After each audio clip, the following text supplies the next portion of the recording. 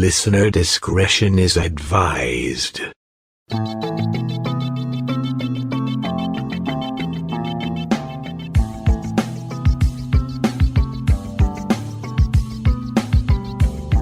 True crime can be strangely fascinating. This true crime is odd, macabre, and haunted. I'm Diane, your guide into the shadows. Welcome to Phantasmal Crime. Familicide is impossible to understand. Family annihilators like Chris Watts are monsters to us. How does a family member kill their entire family? There's a traditional folk ballad with a very macabre subject. That subject is the massacre of a North Carolina family by the name of Lawson. This song details the gruesome events that took place on Christmas Day in 1929. The ballad is titled The Murder of the Lawson Family and was written by Walter Kidd Smith of Virginia in 1930. 'Twas on last Christmas evening, the snow was on the ground at his home in North Carolina. The murderer was found. His name was Charlie Lawson, and he had a loving wife. So we'll never know what caused him to take his family's life.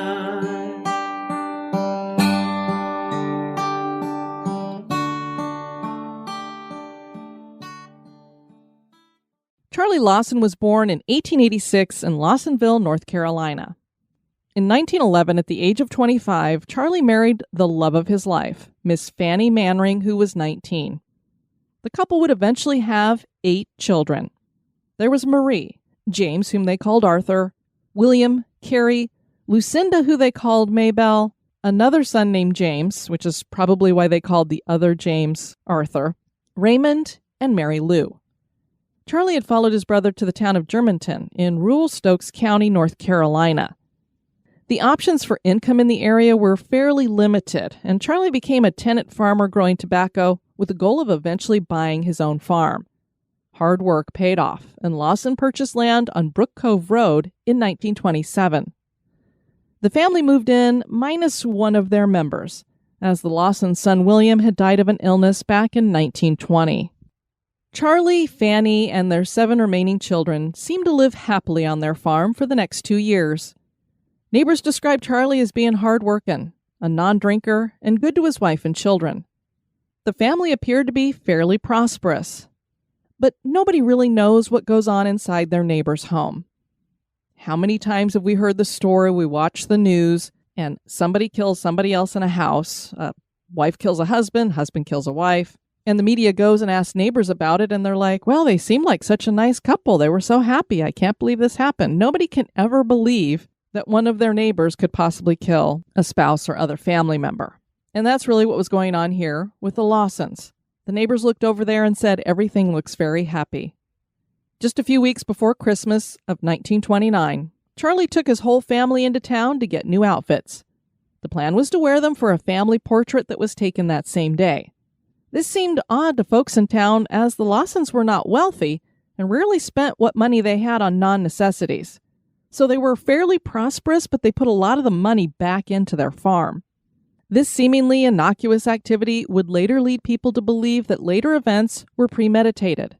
At the time of the portrait, Marie was 17, Arthur was 16, Carrie was 12, Maybelle was 7, James was 4, Raymond was 2, and little Mary Lou was only 4 months old. The family appears happy in their portrait, but something was seriously wrong with Charlie in his mind. He was going to snap and murder nearly his entire family. The circumstances of the familicide indicate that this was not only premeditated, but there was plenty of time for Charlie to grasp what he was doing and stop, because not all members of the family were killed at the same time or in the same location. Nobody knows for sure what happened here, but this is what authorities believe happened.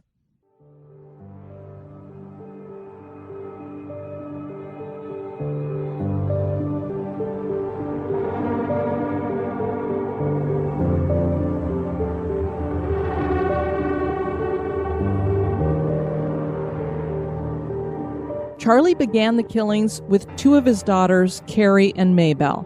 The two were on their way to an aunt and uncle's house, but sadly, never made it. Charlie was laying in wait behind the tobacco barn for the two girls with a rifle and a shotgun.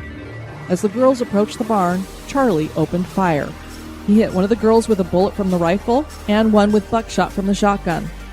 To ensure they were dead, he bludgeoned them with the stock of the rifle and hid their bodies in the barn. After that, he returned to the house and shot his wife Fanny, who was on the porch. Marie more than likely screamed from inside the house when she heard the shotgun blast.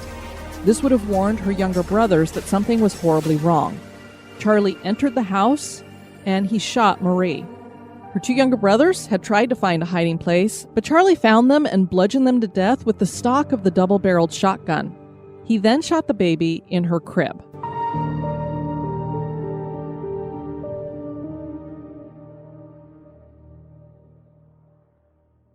The only child that survived was Arthur, the couple's 16-year-old son, who was visiting Henry Ashby's home located off Germantown-Danbury Highway, which was about 2 miles away. These were actually family members. There are some narratives that claim that Arthur actually was sent on an errand to the store. I'm not positive which of these two things happened. Whatever the case, Charlie sent Arthur away. And since it seems that this was premeditated, for some reason, he didn't want to kill Arthur. I don't know if it's because this was his oldest son and he didn't want to kill him, or if he was afraid that Arthur would be able to fight back and he wanted to get him out of there to make it easier for him to slaughter the rest of the family. When Arthur returned to the farm with his cousin, they found the bodies of his family. Fanny and all of the children except the baby were found in the front room with their arms across their chests and pillows or rocks under their heads. The baby was wrapped up in her cradle with her arms across her chest. So clearly, Charlie has not only taken the time to murder his family members here, but now he has moved the bodies to the front room where they have their arms across their chests. The police arrived shortly thereafter and began their investigation. Charlie was nowhere to be found. Suddenly, a shot rang out from the woods that were close to the house. One officer raced toward the shot and found Charlie lying on the ground. He had committed suicide. A path had been worn around a tree, leading to the assumption that he had paced for some time after committing the murders. They're not sure if he was thinking about what he had done and regretting it, if he just didn't have the guts to kill himself, but it took some time before he did commit suicide. A note in Charlie's pocket read, "Blame no one but I." The investigation revealed a chilling scene. The Statesville Record and Landmark wrote of the scene in an article published December 30th, 1929. Immersed in the clotted blood on the living room floor, where the 5 bodies were found, was a little Christmas poem. Most of its words had been blotted out by the red stain oozing over it, but the large number of curiosity seekers who passed through the death chamber today could plainly make out the words, Santa Claus. Because of wounds to the wrist of Fanny from the gunshot blast, it's believed that she was holding baby Mary Lou on the porch when she was killed.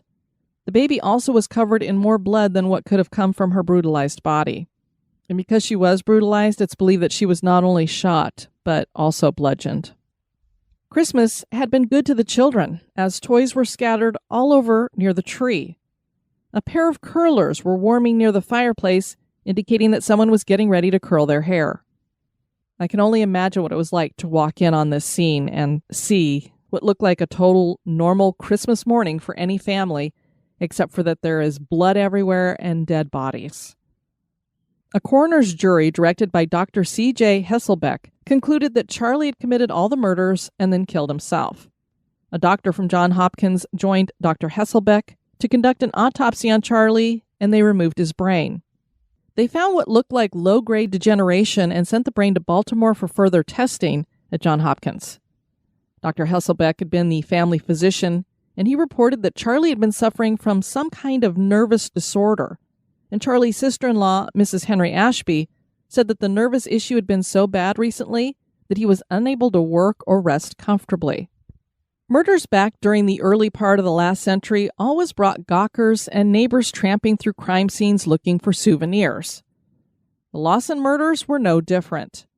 A jar was filled with Fanny's blood and kept in the family as a souvenir for years.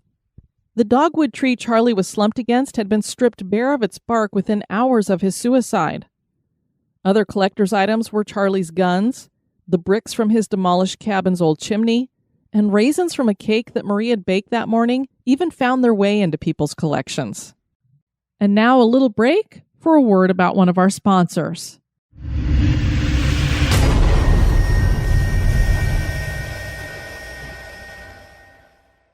The 8 bodies from the Lawson family were taken to the T.B. Knight Funeral Parlor in Madison for embalming. The funeral was big, with not only those who knew and loved the Lawson family attending, but as many as 5,000 outsiders who had become curious about this case that had filled the newspapers. The Winston-Salem Journal reported, "From hillside and valley, from hamlet and city they gathered. For 3 miles along the road cars were parked, while men and women, many with babies in their arms, made their way through the mud to the cemetery. There they crammed and jammed to get a glimpse of the 7 caskets and tuned their ears to hear the tributes paid." The Lawson family was buried in a large grave, with the 6 children and Fanny being buried in white caskets and Charlie in a gray one. The tombstone over the grave is inscribed with, "Not now, but in the coming years it will be in a better land.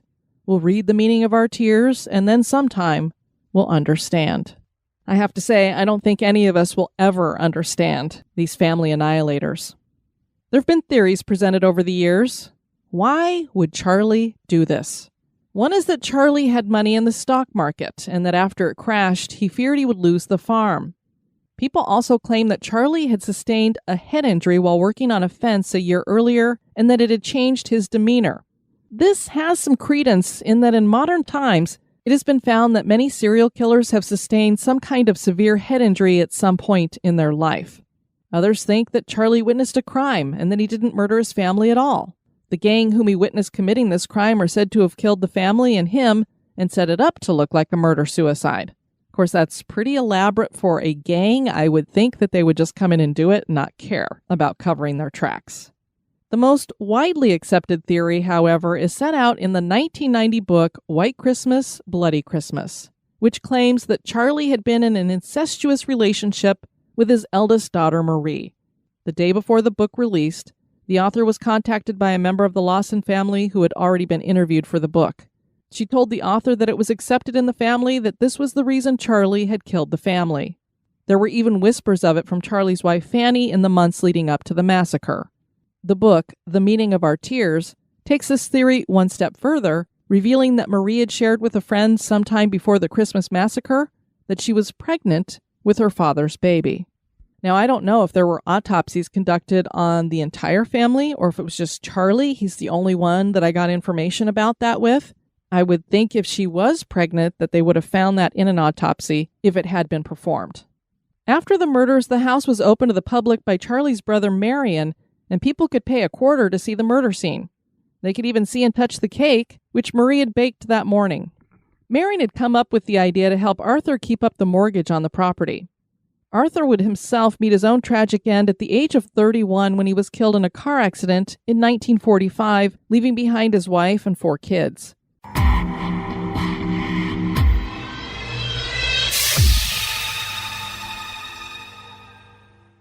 With all of the tragedy surrounding the Lawson family murders, it's no wonder people report strange goings-on at the Lawson farm. When the house was open to the public, many visitors reported feelings of dread and an incredible sadness that surrounded them when they walked in the door. The house was eventually closed. That didn't stop people from sneaking in to attempt to witness something paranormal happening in the house. Many people reported seeing the apparitions of 2 small children playing in the Lawson home. When these witnesses were later shown the family portrait taken weeks before the murders, they would point out 2 of the Lawson children as those they had seen. It was always the same children, 7-year-old Maybelle and 2-year-old Raymond Lawrence. The house no longer stands. Right near the old Lawson property is the Squire's Inn Bed and Breakfast. The innkeeper is Bonnie Snyder, and she has kept a Christmas tradition every year since 1988, in which she puts up a children's Christmas tree that is decorated with antique toys and ornaments. Snyder claims that the Lawson children come to visit every Christmas. The tree had actually been put up originally for Bonnie's daughter when she was little, and that first year they heard a little girl's voice say, "Oh, look, then also heard a little boy's reply of, "Come on, let's go." When they looked in the direction of the voices, they saw the children looking in the window at the tree. It's not just at Christmas, though. The children are also heard and seen in the summer months. Many times they are laughing and giggling. They believe these children are Maybelle and Raymond. Guests have also reported hearing children singing, laughing, and cheering, as well as seeing 2 children playing on the grounds. And this does make sense because the Lawson children used to come over to this neighbor's house to play with the children who had lived there. So the Squires Inn bed and breakfast is in an old home that was the same age as the Lawson's house, but it's still standing and functioning as the bed and breakfast. Following the closing of the house, the floorboards were removed and used to make a bridge on the property over a creek. Once they finished construction on the bridge, strange things started happening. People have claimed that a fog envelopes cars and shuts them off once they're driven on the bridge. As we so often hear with these bridge stories, tiny handprints appear all over the windshield and the windows of cars as they're driven across. These have been attributed to the Lawson children. Multiple people have also reported that a 1930s-style car has appeared out of the darkness and followed them slowly and erratically until the drivers cross the county line. Once the car crosses the county line, the other car vanishes just as quickly as it appeared. And then there's the funeral home where the bodies were taken. This location is today Madison Dry Goods and Country Store at 104 West Murphy Street. The building was built in 1908 and housed several businesses with the funeral parlor on the second floor. Over the decades, more businesses came and went, like Penn Hardware Store. And then in 1998, Richard and Kathy Miller bought the building and opened up the dry goods store on the first floor and a museum dedicated to the Lawson family murders on the second floor.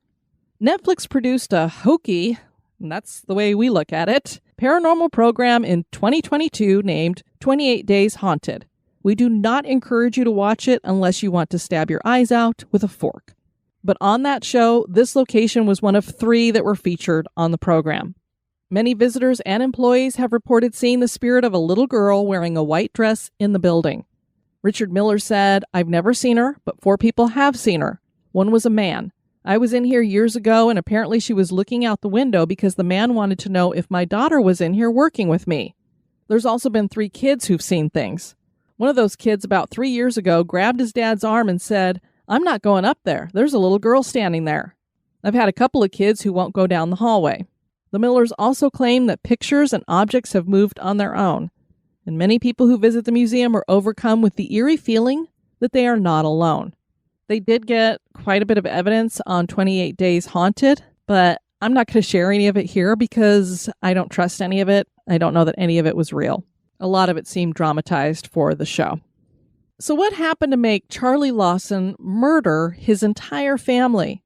Do his children still seek to have the playtime that was so tragically stolen from them?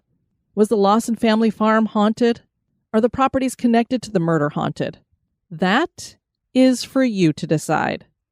Thanks so much for listening to History Goes Bumps, Phantasmal Crime. If you'd like to share with us a haunted crime that you've heard about, please write us at historygoesbump@gmail.com. I've been your host, Diane. Join me on the next episode for another trip through the shadows. This has been a production of History Goes Bump podcast.